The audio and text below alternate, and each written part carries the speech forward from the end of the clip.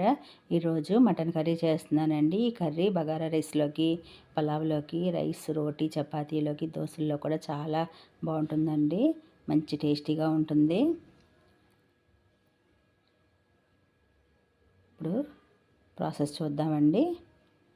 నేను ఒక half kilo mutton తీసుకొని శుభ్రంగా కడిగి అల్లం వెల్లుల్లి పేస్టు, పసుపు, ఉప్పు, పెరుగు వేసుకొని బాగా కలుపుకోవాలండి. ఒక అరగంట పక్కన పెట్టుకోవాలి.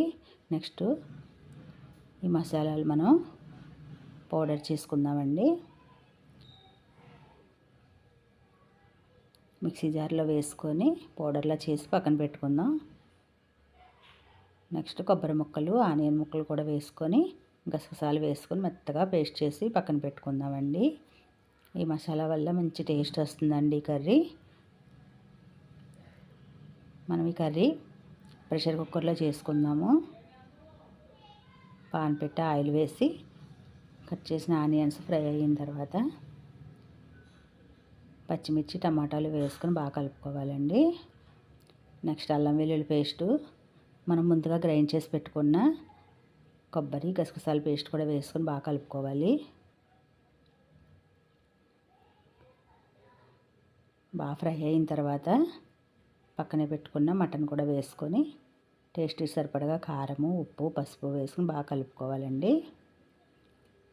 ఉప్పు చూసుకొని వేసుకోండి. మనం ఇందాక మటన్లో కొద్దిగా వేసాం కదా. కొత్తిమీర జల్లుకొని ఒక హాఫ్ గ్లాస్ వాటర్ వేసుకోండి. ఎక్కువ వేయొద్దు. ప్రెషర్ కుక్కర్లో వాటర్ కొద్దిగా వేసినా చాలా ఎక్కువ వచ్చేస్తుంది, గ్రేవీ పలచన అయిపోతుందండి.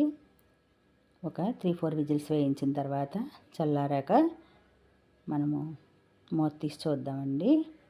ఇంకా కొంచెం వాటర్ ఉంది కాబట్టి ఒక 10 మినిట్స్ ఉడికిద్దాము. లాస్ట్లో గరం మసాలా వేసుకొని కొత్తిమీర జల్లుకొని స్టవ్ ఆఫ్ చేసేద్దామండి. కర్రీ ఉడికిపోయింది. తప్పకుండా ట్రై చేయండి. నా ఛానల్ని సబ్స్క్రైబ్ చేసుకోండి.